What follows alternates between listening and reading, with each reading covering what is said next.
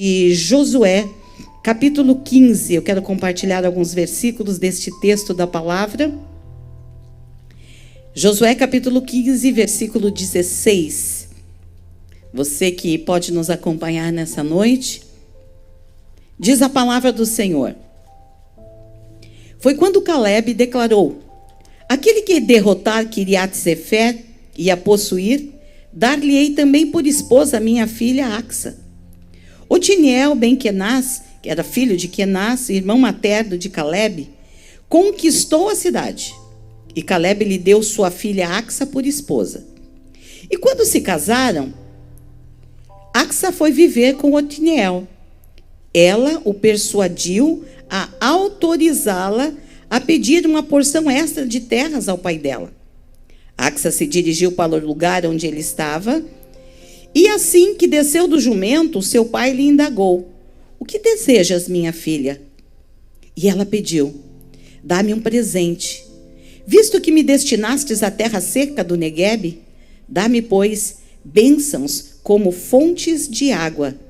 E ele lhe deu as fontes superiores e as fontes inferiores daquela região. Amém? Podeis assentar na presença do Senhor. Glória a Deus. Muitas vezes nós paramos e fazemos algumas perguntas. Nos perguntamos tantas coisas. Quem sabe você hoje mesmo, no dia de hoje, já se perguntou tantas coisas. O porquê que eu estou vivendo assim? Por que minha vida é assim? Quem sabe você se perguntou por que meu filho, por que minha filha é assim? Por que eu trabalho dessa forma? Por que eu vivo neste país?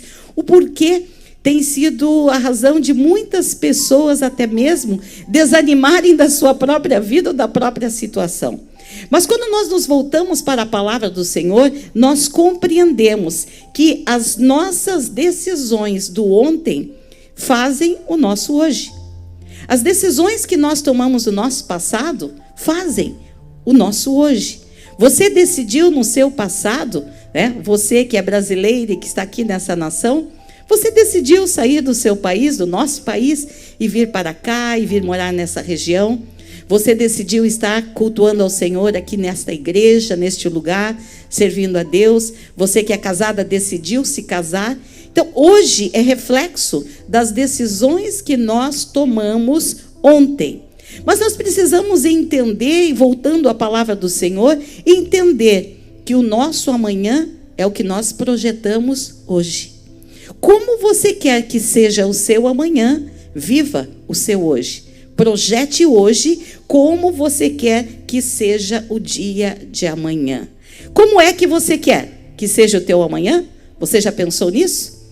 Você já projetou o seu amanhã como que você deseja que ele seja? Você quer que ele continue sendo como está sendo hoje? Você é feliz o suficiente? Você é realizada o suficiente no dia de hoje para desejar que o teu amanhã seja igualzinho o hoje?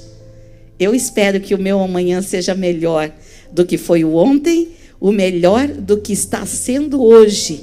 Eu espero e eu creio e eu declaro que sobre a tua vida, o teu amanhã será muito melhor. Será muito melhor o amanhã, porque o nosso Deus é aquele que nos dá coisas maiores e melhores todos os dias. Nós lemos esse texto da palavra do Senhor e eu quero contextualizar o texto que nós lemos aqui no livro de Josué. Eu sei que você é conhecedora da palavra e você sabe o que a Bíblia nos fala a respeito do povo de Israel, da saída do povo de Israel, depois de um longo tempo de escravidão no Egito. Viveram lá muito tempo como escravos, passaram situações difíceis, mas chegou o tempo que encerrou a escravidão. Tudo tem um tempo determinado. Houve um período, houve um tempo. Eles foram libertos. Eles saíram da escravidão do Egito sob a direção, sobre a liderança de Moisés. Mas a palavra do Senhor nos diz que quando Moisés estava conduzindo o povo em direção à terra prometida, para usufruir das promessas do Senhor, que eram promessas que Deus havia feito a Abraão. Deus tinha dito a Abraão, Deus tinha prometido a Abraão que a sua descendência seria abençoada. que através da vida de Abraão, todas as famílias da terra seriam abençoadas. Era cumprimento de uma promessa. O término da escravidão se manifestou, assim aconteceu. Moisés estava com o povo, conduzindo aquela grande multidão, mas eles tinham um trajeto a percorrer. Deus fez a parte dele, mas havia uma parte que o homem precisava realizar. Na nossa vida sempre é assim, minhas irmãs. Deus sempre fará o impossível, mas o possível quem faz sou eu e é você. Não espere, minha querida, que Deus vai fazer o impossível por você. Quem faz, Ele faz o impossível, mas o possível nós precisamos fazer. O povo de Israel precisava caminhar. Eles precisavam marchar em direção da promessa. E quando Moisés, então, ele reúne um grupo de espias, ele reúne 12 homens, líderes, príncipes das 12 tribos de Israel, e ele então manda aqueles 12 homens em direção da promessa, para observar como era a promessa. Ele mandou aquele grupo de homens e lá foram. E dentro destes 12 estavam duas pessoas especiais. Estava ali Josué e estava ali Calebe. Eram 2 homens especiais no meio de um grupo de 12.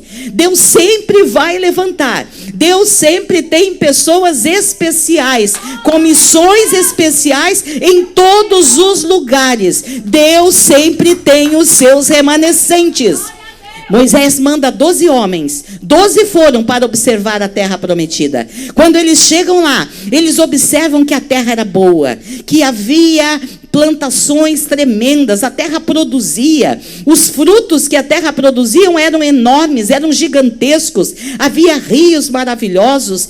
Todos eles observaram isso, que existia realmente uma terra especial, que Canaã era um lugar especial. Mas quando eles voltam, eles trazem a notícia para Moisés, dizendo que naquela terra, ela é boa, ela é abençoada, mas aquela terra tem gigantes. E eles vão nos destruir como gafanhotos, porque eles são muito fortes, eles são poderosos, e eles estão ali tomando posse daquela terra.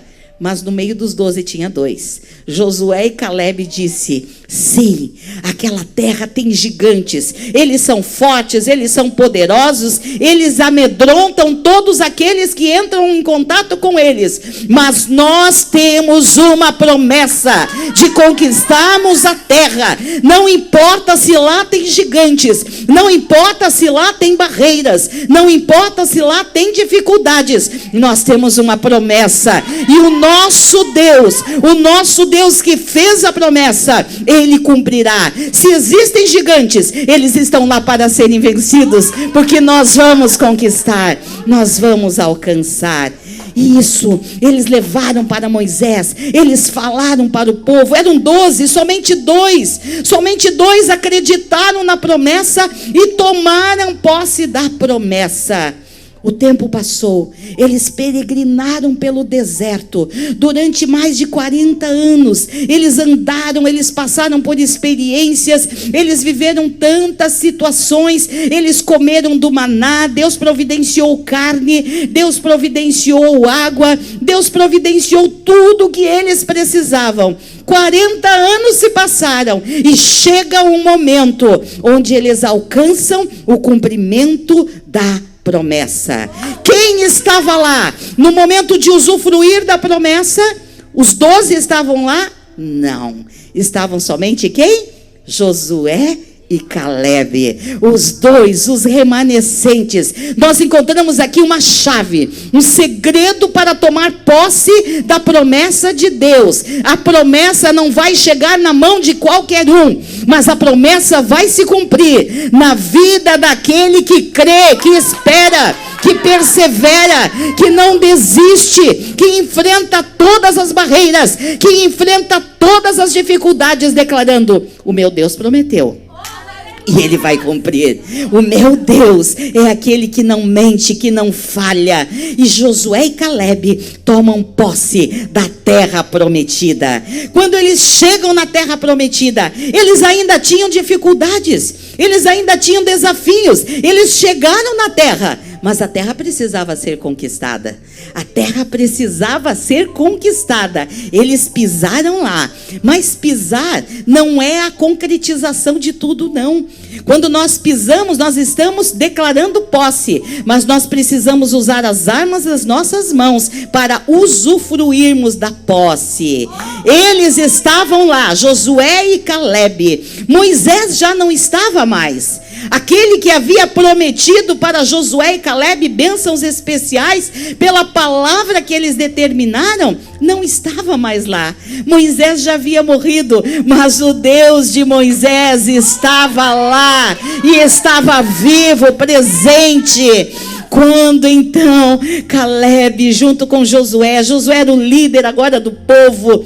Josué então diz para Calebe, quando ele começa a dividir a terra entre as tribos, aí ele chega para Calebe, o seu companheiro de muitos anos. Os dois passaram por todo o trajeto no deserto, enfrentaram todas as situações e conquistaram juntos. E quando Calebe chega para Josué e diz: agora, meu amigo, eu imagino assim o relacionamento de amizade deles, vocês podem calcular 40 anos juntos, ou melhor, já fazia 45 anos que eles estavam juntos. Você imagina a intimidade que eles tinham? Você tem uma amiga assim de muitos anos? Eu tenho amigas de muitos anos e é tão bom, eu conheço muito bem a ela me conhece, temos intimidade. E eu imagino Calebe chegando diante de Josué e dizendo assim: olha, meu amigo, nós estamos aqui, a realização do nosso sonho está sendo concretizada agora, e agora eu quero a posse da terra que Moisés me prometeu que eu ia herdar.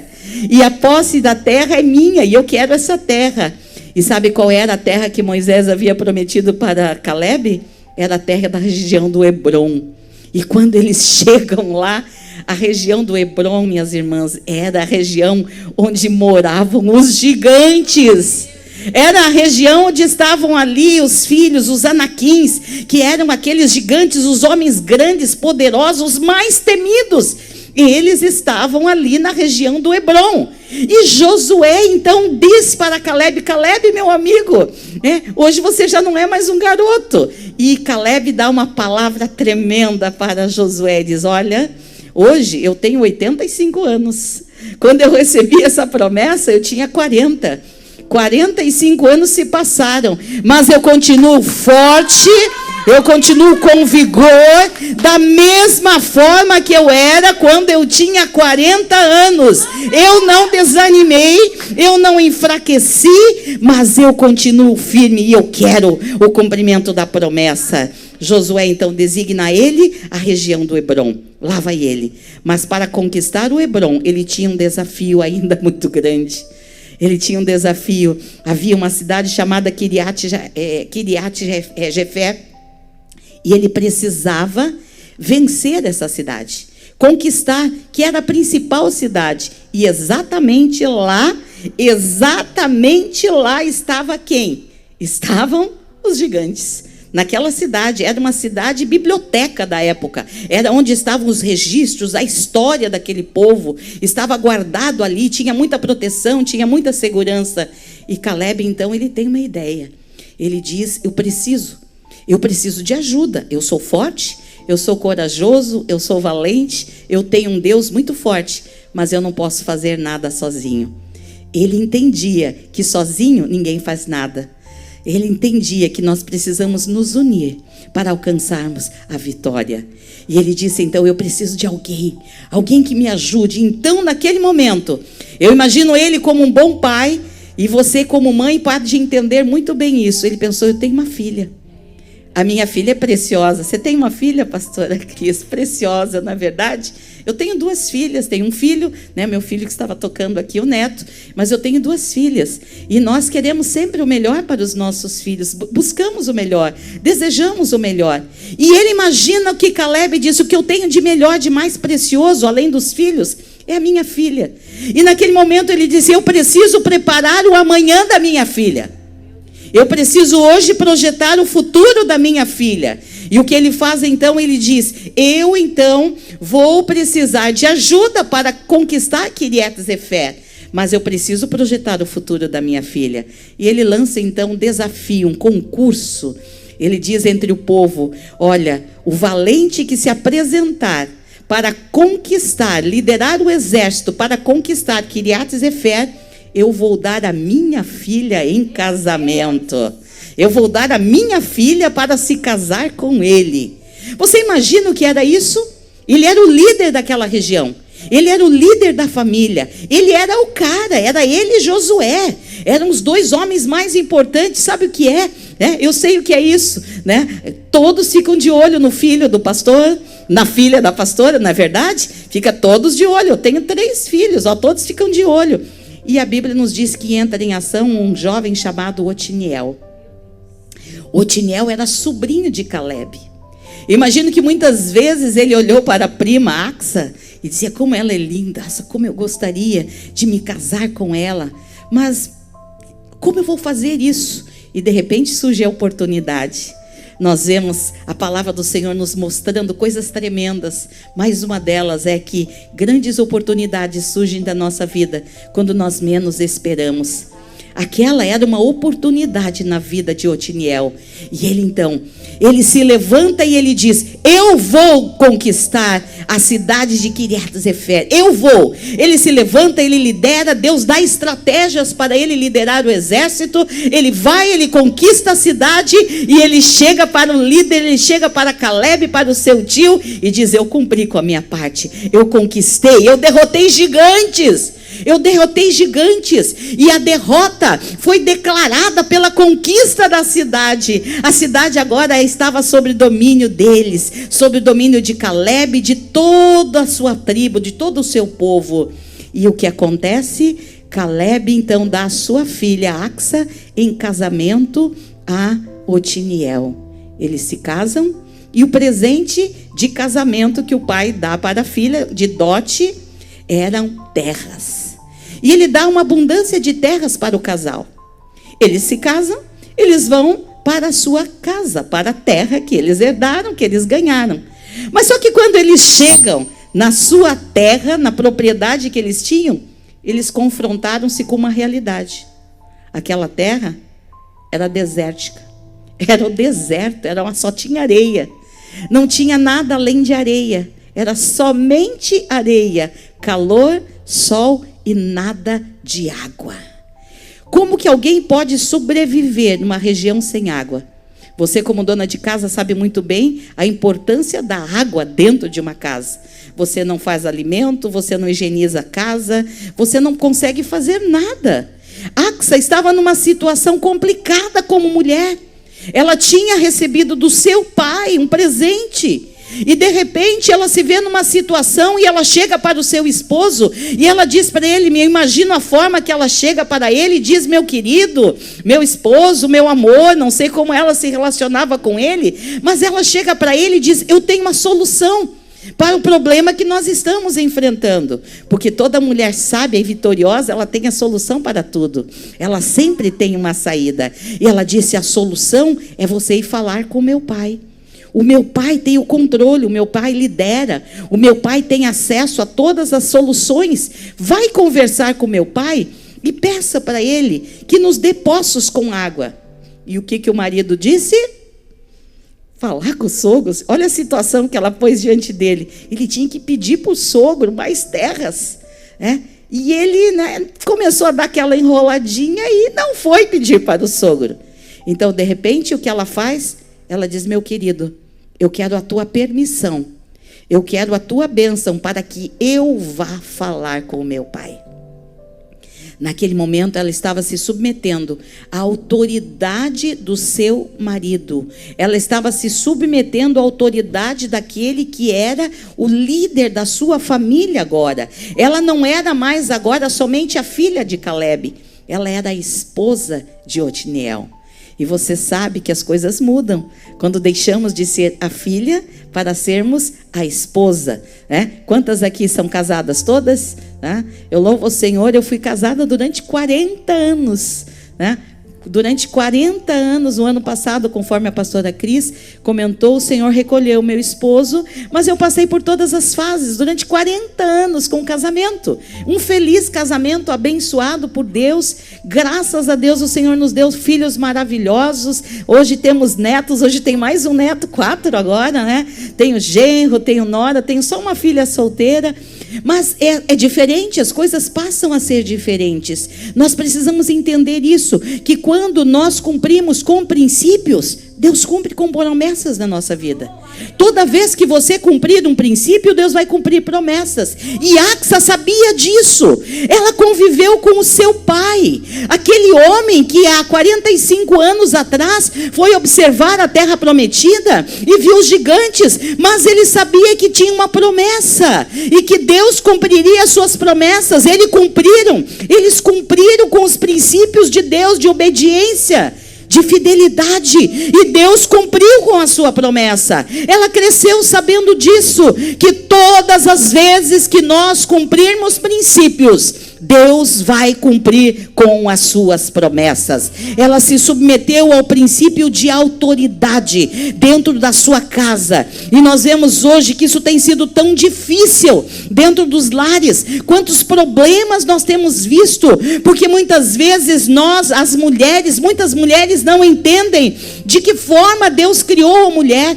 Deus não criou a mulher para ser inferior ao homem, não foi dessa forma. Deus colocou a mulher para ser a companheira, a ajudadora, a adjutora, aquela que dá suporte. Ser ajudadora não é aquela que é saco de pancadas, como muitas acreditam, não. Ser ajudadora, ser a companheira é aquela que dá suporte, que dá sustentação, que suporta, que segura, que cobre, que dá proteção, que cobre as costas do homem. Essa é a expressão que a Bíblia nos apresenta, como Deus criou a mulher. Ela sabia disso, ela entendia isso, ela entendia que havia uma promessa. A promessa era para o seu pai Caleb, ela também era herdeira da promessa, ela acreditou na promessa, e ela disse para o seu esposo: me dá permissão para que eu vá falar com meu pai. Me permita, então, me libere, já que você não quer. Ela se submeteu à vontade do seu esposo. Ela não discutiu, ela não criticou, ela não chamou ele de covarde, ela não chamou ele de omisso, mas ela entendeu que havia uma razão pela qual ele não queria ir falar com o seu sogro. Ela entendeu que em tudo tem um propósito, em todas as coisas Deus tem um propósito. E ela então, debaixo da autoridade do seu esposo, ela vai em direção ao seu pai, a falar com o seu pai. E é algo tremendo que a Bíblia nos diz que quando ela vai falar com o seu pai, ela vai montada no jumento. Ela vai montadinha no jumento, os servos foram junto com ela, mas ela estava indo na frente daquela comitiva. Ela estava dizendo: essa é uma responsabilidade minha, é uma situação que eu tenho que ajudar a resolver. Eu não vou viver numa terra onde está faltando água. Mas ela não criticou a terra, ela não reclamou, ela não falou nada de negativo contra a terra. Ela poderia naquele momento ter causado um problema sério entre o seu pai e o seu sogro. Aliás, entre o seu pai e o seu marido. Ela poderia dizer: olha, mas olha o que o meu pai fez. O meu pai me deu um presente que é ruim, que não é bom. Não, ela não reclamou, ela não murmurou. Ela foi montadinha no jumento em direção ao seu pai. Quando ela vê, o seu pai estava vindo em direção a ela, ele estava no caminho. Isso me fala muito forte. E eu fiquei pensando durante muito tempo e analisando: será que Caleb, como pai, ele não sabia que a terra que ele deu para a sua filha e para o seu genro era uma terra seca? Com certeza. Ele sabia. O pai não quer o melhor para a filha? Com certeza. E por que ele deu para a sua filha, então, uma terra seca, sem água? Caleb estava esperando a atitude da sua filha. Eu imagino que ele pensava: eu conheço a minha filha, ela vai resolver essa situação, ela vai dar um jeito. E ele ficou esperando. Quando a Bíblia nos diz que ela, montada no jumentinho, ela vai ao encontro de Caleb, Caleb estava vindo ao encontro dela. Isso quer dizer que ele estava já esperando que a filha viesse. Ele estava esperando, ele confiava, ele acreditava, ele estava dizendo: eu sei quem eu criei, eu sei o que eu ensinei para ela, eu sei dos princípios que eu passei para ela, e ela tem uma promessa, ela tem uma promessa. E ele então estava esperando, quando ela chega, ele vai em direção a ela, e de repente, sabe o que ela faz quando ela vê o pai? Ela pula do jumentinho, ela salta daquele jumentinho e ela vai em direção ao pai. Sabe o que eu vejo ali na vida de Axa? Que ela era uma mulher que sabia discernir o tempo. Além de ser submissa ao seu esposo, ela entendia que se ela cumprisse princípios, Deus cumpriria promessas. Ela sabia discernir o tempo. E, irmãs, hoje é muito raro pessoas que saibam discernir o tempo. A Bíblia nos fala em Eclesiastes capítulo 3, fala especificamente no versículo 7, que há um tempo de falar, mas há um tempo de se calar. Quando ela vê o seu pai, o que ela faz? Ela pula no chão e ela se prostra. Você vai encontrar na Bíblia falando a respeito desse encontro dela com o pai. Ela se prostra de joelhos diante do seu pai, e ela fica caída ali diante do seu pai. Ela não reclama para ele, e ela não reclama nada. E o seu pai pergunta para ela: filha, o que você quer? Ele não perguntou para ela: o que você está fazendo aqui? O que aconteceu? Qual é o teu problema? Não. Ele pergunta para ela: filha, o que você quer? Isso não te lembra expressões de Jesus diante de pessoas com situações difíceis? O que você quer que eu te faça? Quantas vezes Jesus chegou diante de pessoas cegas, pessoas doentes, pessoas paralíticas, e ele perguntou: o que você quer que eu te faça? Aquele pai estava ali e disse para a sua filha: o que você quer? O que você quer, minha filha? Naquele momento ela não disse: pai, você me deu uma terra seca. Não, ela agradeceu ao pai pelo presente que ela tinha recebido, que eram terras secas. Mas ela disse: pai, eu preciso de algo mais. Eu quero, pai, agora águas. Você me deu terras, obrigado pelas terras, só que lá não tem água. Eu preciso de água para regar essa terra que você me deu. Eu preciso que você acrescente, aumente a bênção na minha vida.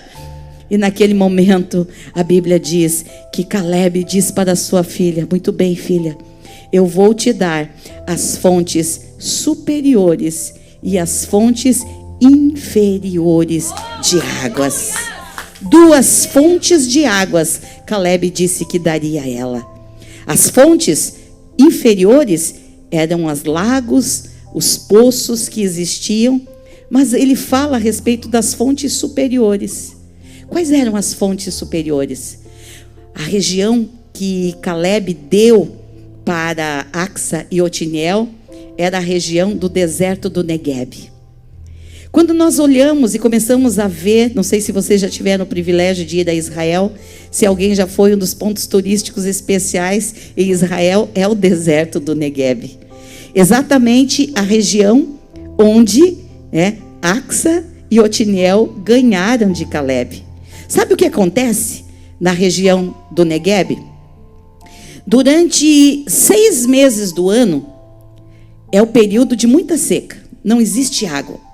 É árido, muito seco. Mas existe um período do ano, 6 meses.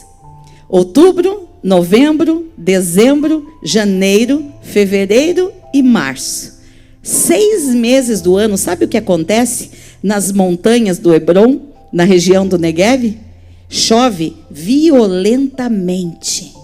Chove violentamente na região do Negueb. E por ser uma região árida e muito seca, acontece o quê? As grandes enxurradas, as correntes com muita água.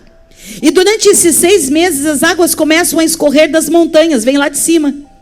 Elas começam a escorrer, e elas começam a descer, e a descer, e a descer, e elas começam a invadir, a inundar os buracos, os abismos, elas começam a inundar tudo, elas começam a inundar os leitos, inundar os rios, os pequenos rios começam a transbordar, e quando os pequenos rios começam a transbordar das águas que vêm das montanhas do alto do Negueb, sabe o que acontece? Elas inundam todo o deserto do Negueb. Elas inundam a terra que era seca. E neste lugar, você pode pesquisar e estudar a respeito. Na região do deserto do Negueb, hoje é o lugar onde tem as flores mais lindas da região. É o lugar onde se cultiva plantas, é o lugar onde se cultiva verduras, hortaliças, até os dias de hoje, principalmente com a tecnologia de hoje em Israel. É o lugar de maior produção, é a região do deserto do Negueb. Axa recebeu essa promessa. Caleb disse para ela: minha filha, o que você quer? Ela disse: pai, eu quero águas. Quantas são as vezes, minhas queridas, que nós estamos morando num deserto? Quantas são as vezes que tudo que nós temos diante de nós é terra seca, é areia quente, é o sol escaldante, queimando a nossa pele, esquentando a nossa cabeça.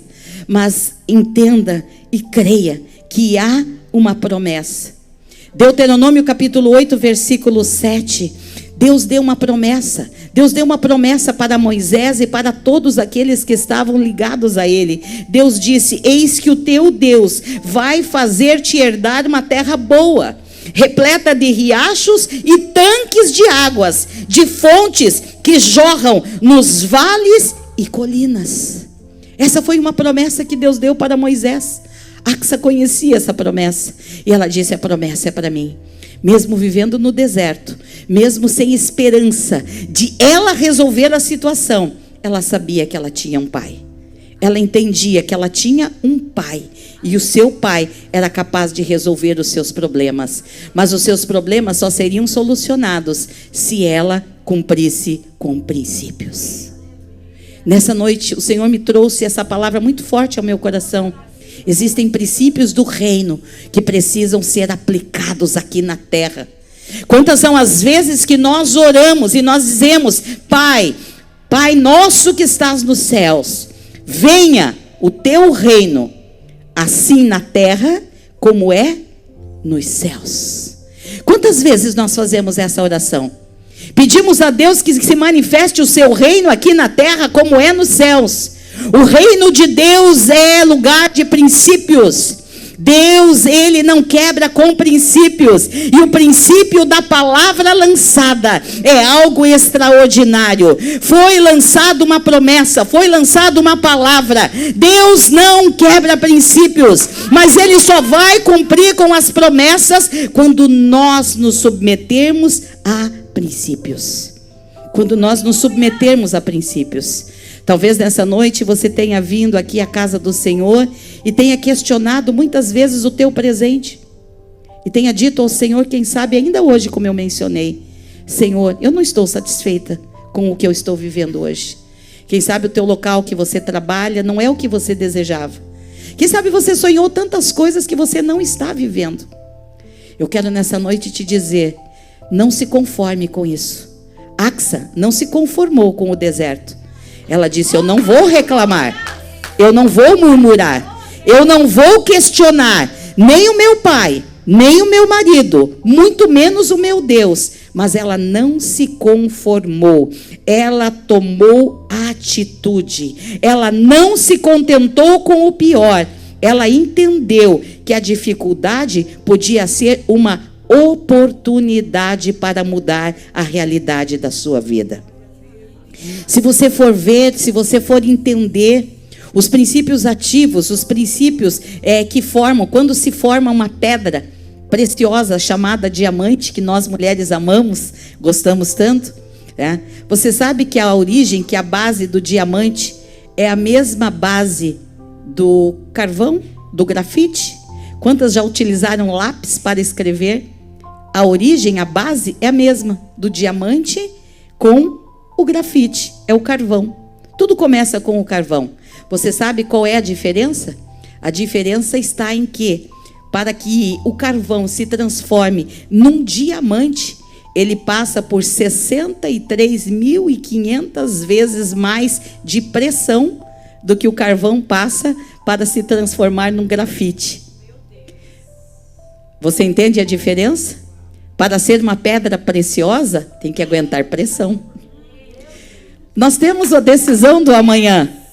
Nós temos a oportunidade de escolhermos o que seremos amanhã. Amanhã você pode ser um diamante, mas amanhã você pode ser também um grafite. Se você quer ser um grafite, fica de boa. Mas se você quer ser um diamante, minha querida, entenda, você vai sofrer pressão. Você vai sofrer pressão, mas vale a pena, porque o diamante é uma joia preciosa e cobiçada e desejada.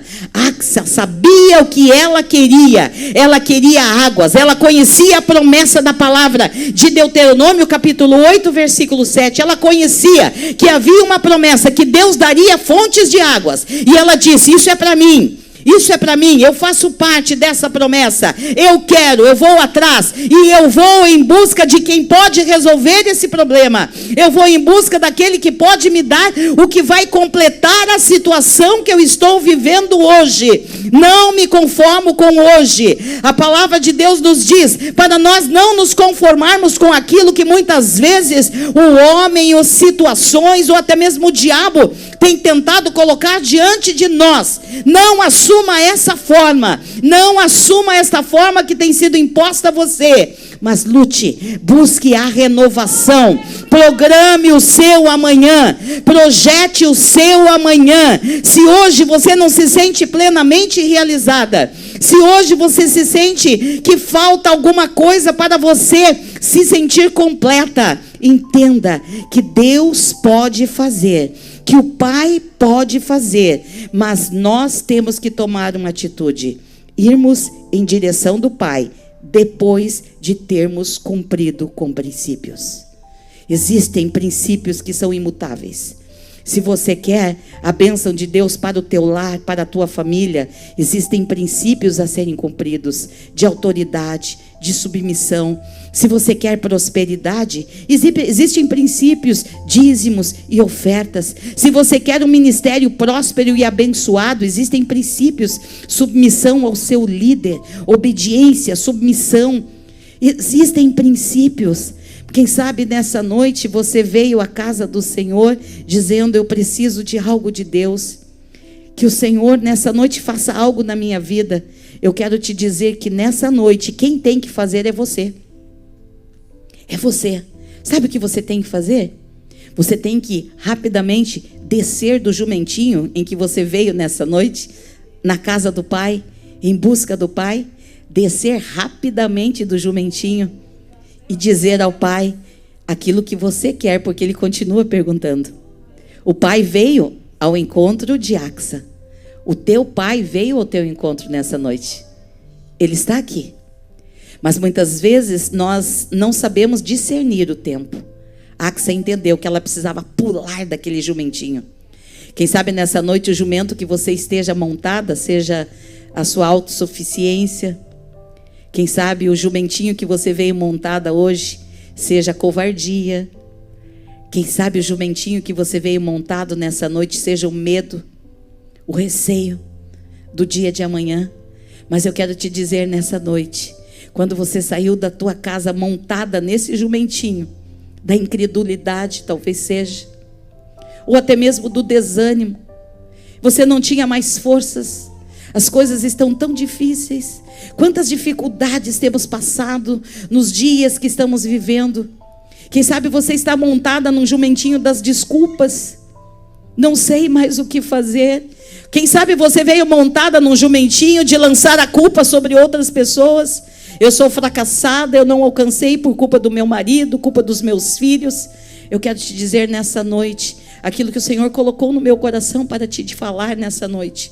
Porque eu orei nesta madrugada, eu passei uma madrugada de oração e falando com o Senhor, e o Senhor me disse muito forte, filha, fale o que eu te mandei falar. E nessa noite eu quero te dizer, a atitude tem que ser minha e sua, descermos rapidamente desse jumentinho e nos prostrarmos diante do Pai. Como Caleb, o Pai sabe. Ele sabe o que você está vivendo. Caleb sabia que Axa estava numa região arenosa, seca, sem água. Mas ele estava dizendo: eu vou esperar a atitude da minha filha. Eu confio nela. Eu sei aquilo que ela já ouviu, que ela aprendeu. Eu sei o que eu passei para ela. O Pai está dizendo para você nessa noite, para mim nessa noite: eu estou esperando a filha. Ele estava esperando. Ele foi em direção a ela. Ele está indo em direção a ela. E quando ele chega, ela se prostra. Ele diz: o que você quer? Nessa noite, minha querida, tome posse daquilo que Deus já te prometeu.